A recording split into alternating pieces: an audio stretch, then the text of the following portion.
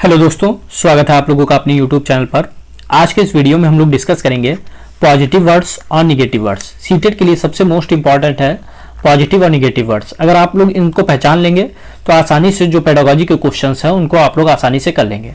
Last में हम लोग 3 TLM टूल के बारे में पढ़ेंगे जो जिससे हम लोगों का अक्सर मतलब मोस्टली 99% आप लोगों का क्वेश्चन जो है मैथमेटिक्स में पूछा जाता है। तो सबसे पहले हम लोग पॉजिटिव वर्ड और निगेटिव वर्ड पढ़ेंगे, उससे संबंधित 1 या 2 क्वेश्चन को अटेम्प्ट करेंगे और लास्ट में हम लोग 3 TLM के बारे में हम लोग पढ़ेंगे। तो सबसे पहले हम लोग देख रहे हैं यहाँ पे पॉजिटिव वर्ड लिखा है और निगेटिव वर्ड लिखा है। पॉजिटिव वर्ड में अगर आ रहा है तो हमारा वो अगर ये शब्द आ रहे हैं तो हमारा जो आंसर है वो सही होगा, 99% सही होगा। और निगेटिव वर्ड में अगर नहीं शब्द का प्रयोग नहीं किया गया है तो हमारा ये कथन जो है वो गलत हो जाएगा। अगर लिखा है कि नहीं शब्द क्वेश्चन में नहीं है तो ये सब हमारे जो है गलत कथन हो जाएंगे। यानी कहने का मतलब है ये निगेटिव वर्ड्स हैं, इनको आपको देखना है तो गलत समझ जाना है और ये अगर देखेंगे तो सही समझ जाएंगे। पहला है गणतीकरण, इंग्लिश में मैथमेटिकलाइजेशन कहते हैं इसको। तो ये गणतीकरण है, ये एक पॉजिटिव वर्ड है क्योंकि एनसीएफ 2005 के अनुसार गणित का जो मुख्य उद्देश्य बोला गया है वो सोच का गणतीकरण करना है। दूसरा है तार्किक चिंतन। तार्किक चिंतन में इंग्लिश में हम लोग कहते हैं लॉजिकल थिंकिंग। तो लॉजिकल थिंकिंग का मतलब है कि तर्क के साथ लॉजिक करना है, यानी आपके अंदर तर्क होना चाहिए कि कोई भी चीज का अगर लॉजिक है तो तर्क के साथ लॉजिक हो, ना कि सिर्फ कैलकुलेशन हम लोग सीख जाएं। तो मैथमेटिक्स का एक मेन उद्देश्य है कि तर्क के साथ आप लोग लॉजिक सीखें, मतलब कक्षा 1 to 5 का जो स्टूडेंट है वो तर्क के साथ लॉजिक करना सीखे। तीसरा पॉइंट है दैनिक जीवन से जोड़ना, कॉन्सेप्ट टू डेली लाइफ, यानी कनेक्ट टू डेली लाइफ, यानी बच्चे को जो है कि सिर्फ किताबी ज्ञान से नहीं जोड़ना है, उसको डेली लाइफ में जो यूज होने वाले वस्तुएं हैं या पर्यावरण से जोड़कर उसको चीजों के बारे में बताना है जिससे वो अपने दैनिक जीवन से कनेक्ट कर पाए और उसको समझ पाए। और लास्ट है अनुमान लगाना। अनुमान लगाना को हम लोग कहते हैं एस्टिमेशन या अप्रोक्सीमेशन। तो इसको हम लोग बोलते हैं कि ये भी एक पॉजिटिव वर्ड है क्योंकि गणित जो है उसमें लगभग में चीजें सीखे, यानी वो अनुमान लगा ले कि कितना लगभग में कितनी दूरी होगी, लगभग में कितना खर्चा होगा, इस टाइप से की चीजें सीखे। यानी ये वर्ड्स अगर आप लोगों को दिखे हैं तो आप लोगों का आंसर जो है 100% सही कर देना है। गणतीकरण, तार्किक चिंतन, दैनिक जीवन से जोड़ना और अनुमान लगाना। निगेटिव वर्ड में है अगर नहीं शब्द नहीं यूज हुआ है तो आप लोगों को गलत में इसको काउंट कर लेना है। जैसे कंठस्थ करना, रटना, यानी रोट लर्निंग हो गया। तो गणित का बिल्कुल भी उद्देश्य नहीं है कि आप रटना सिखाएं। गणित का किसी भी विषय में अगर आप लोगों को मिल जाए और रटना शब्द तो वो आपका निगेटिव हो गया क्योंकि शिक्षा का उद्देश्य रटना नहीं है। केवल मात्र सिर्फ या 3 ये शब्द मिल जाए तो भी आप लोगों का निगेटिव हो जाएगा, यानी कि आंसर गलत हो जाएगा। नेक्स्ट है मानव विधि। मानव विधि को हम लोग कहते हैं स्टैंडर्ड एल्गोरिदम। तो स्टैंडर्ड एल्गोरिदम होता है उसमें बच्चों को रटाए स्टेप्स नहीं सिखाने हैं जबकि उसको अपनी समझ विकसित करनी है। मानक विधि का मतलब है रटा शब्द सिखा देना, तो ये भी हमारा गलत हो गया। नेक्स्ट है उच्चतर पढ़ाई के लिए। तो हम लोग 1st to 5th या 6th to 8th की बात कर रहे हैं तो उच्चतर पढ़ाई का यहाँ पे कोई मतलब नहीं यूनिवर्सिटी के लिए, यानी कंठस्थ करना केवल मात्र सिर्फ मानक विधि और उच्चतर पढ़ाई के लिए अगर आता है तो ये हमारे निगेटिव वर्ड हो जाएंगे, हमारा आंसर जो है वो गलत होगा वहां पे। फिर अगला पॉजिटिव वर्ड है पैटर्न की पहचान करना, यानी जो पैटर्न है उनको पहचान करना कि जैसे हम लोगों को क्वेश्चन जो 15 मैथमेटिकल क्वेश्चंस पूछे जाते हैं उनमें भी पैटर्न इसीलिए दिया रहता है कि बच्चे जो है उसको पहचान करना सीख जाए कि इसके बाद क्या अगला क्या आने वाला है। नेक्स्ट है मुक्त अंत वाले प्रश्न, यानी मुक्त अंत वाले यानी ओपन एंडेड जो प्रश्न होते हैं तो जिसका हम लोग एक से अधिक उत्तर दे सके। जैसे कि हम लोग ऐसे दे दें, यानी निबंध लिखना किसी चीज पे, जिससे बच्चे के अंदर जो है तार्किक क्षमता का विकास होगा, वो अन्य चीजों को सीख पाएगा। एक होता है क्लोज एंडेड, यानी सिर्फ जिसका सिर्फ एक आंसर होता है, जैसे भारत की राजधानी क्या है तो नई दिल्ली, तो ये क्लोज एंडेड हो गया। तो मुक्त अंत वाले जो प्रश्न है वो अधिक से अधिक सिखाना है, यानी एक पॉजिटिव हो गया। मूर्त से अमूर्त, यानी पहले मूर्त का मतलब होता है जो चीजें हमारे सामने है, अमूर्त का मतलब है जो चीजें हमारे सामने नहीं है, यानी जो चीजें सामने जो दृश्य है उससे अदृश्य की ओर ले जाना है, तो ये हमारा पॉजिटिव हो गया। लास्ट में अवसर देना, कोई भी चीज है उसके लिए अपॉर्चुनिटीज देना, अवसर देना, ये एक हमारा जो है पॉजिटिव वर्ड हो गया। अब इधर रोजगार व्यवसाय, यानी शिक्षा का उद्देश्य रोजगार या व्यवसाय प्राप्त कर लेना नहीं है, तो ये एक निगेटिव वर्ड हो गया। श्रेणी रैंक देना, ग्रेडिंग करना, यानी 1st, 2nd, 3rd में हम लोगों को बच्चों को ग्रेडिंग कर देना, तो ये गलत हो गया। इसीलिए जो है अब A+ इस टाइप से हम लोगों की ग्रेडिंग आई है जिससे बच्चों में भेदभाव नहीं हो। 1st, 2nd, 3rd ग्रेडिंग हम लोगों को नहीं करनी, ये एक निगेटिव वर्ड हो गया।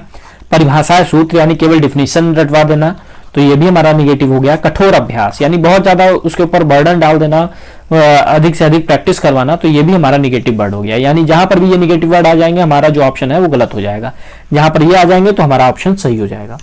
नेक्स्ट तीसरे नंबर पे है हस्तपरक सामग्री प्रतिमान।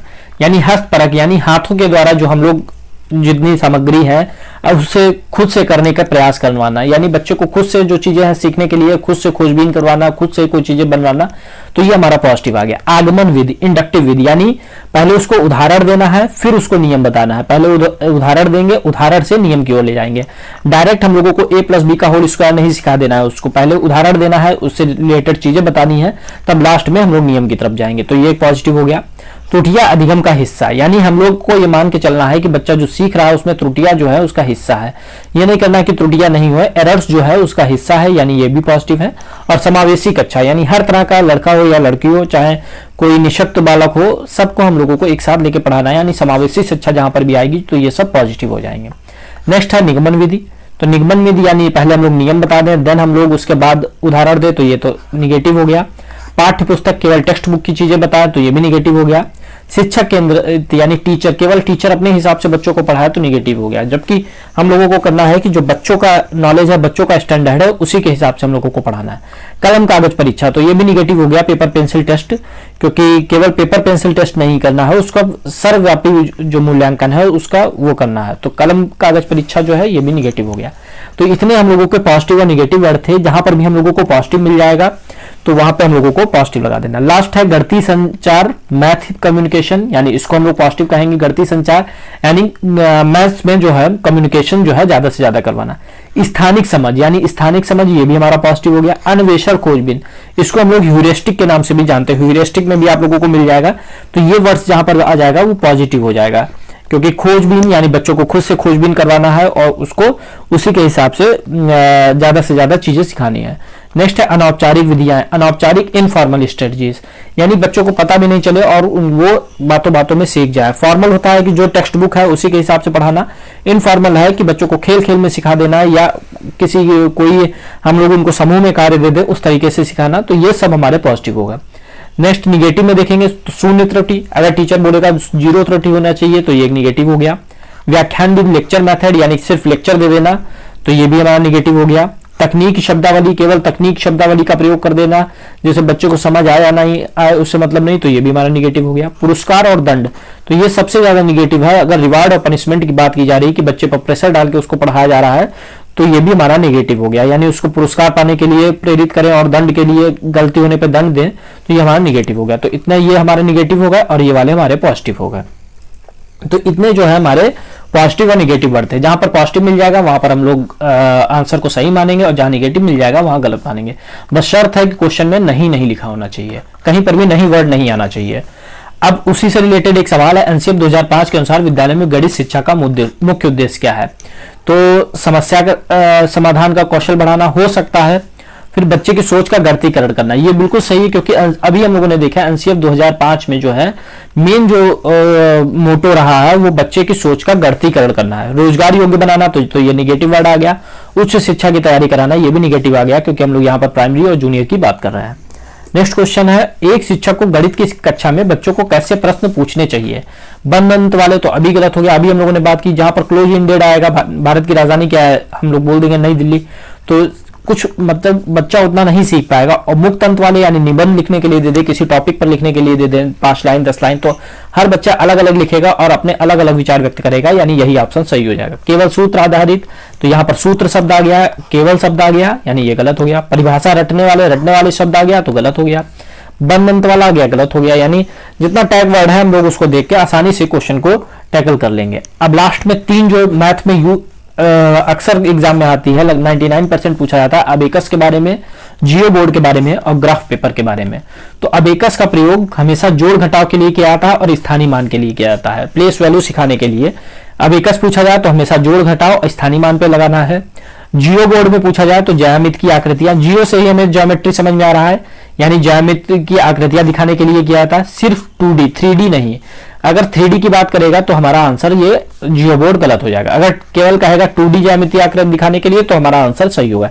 ज्यामिति आकृतियां जो है सिर्फ 2D ज्यामितीय आकृति दिखाने के लिए होता है। लास्ट में ग्राफ पेपर का कहेगा तो दशमलव की संख्याओं को समझाने के लिए, जैसे 0.2 बड़ा है या 0.20 बड़ा है या इस टाइप से और भी है, मतलब दशमलव में संख्याओं को समझाने के लिए कि दशमलव में संख्या कैसे होती है, तो ग्राफ पेपर का।